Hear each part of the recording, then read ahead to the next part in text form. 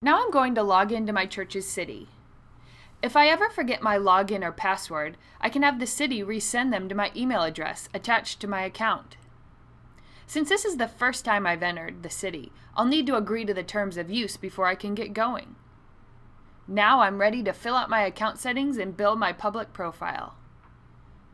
The Account tab contains my basic account information. This is where I can change my login or password, or change the email address attached to my account. A couple of notes here. After you change your email address on this page, you'll receive a confirmation at the new email address. The change will not go into effect until you approve it in the confirmation email. Also note that you may not create a city account unless you're at least 13 years old.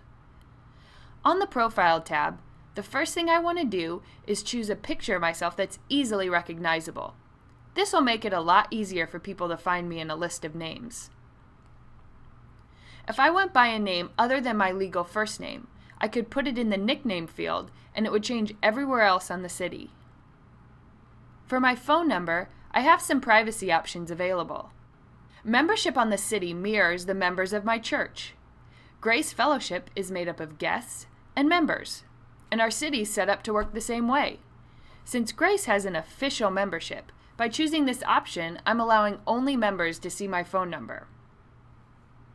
Adding my address is important so the church has my correct address for their records.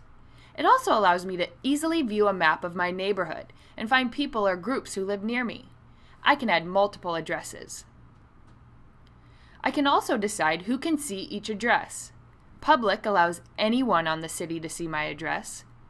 I can just enter a nearby cross street if I don't want to reveal my exact location. Proximity will keep my address private, but will also allow me to receive some geographically specific content. If I set my address to members, only official church members will see it, and private means that only church leaders can view my address. I've set my home address to proximity, and also added another address with just my cross streets as public, so I'm still discoverable on the map. Tagging skills to my profile will help me volunteer the gifts I've been given. A little later, we'll see how you can search for people by their skills. In the Email tab, I can set the controls for how much email I'd like to receive. There are two sections here. The first is for your connection email settings, which apply to your account in general. You can choose whether you want to receive email notifications from city conversations that you're involved in, and you can select whether or not you want to allow people to start a conversation with you.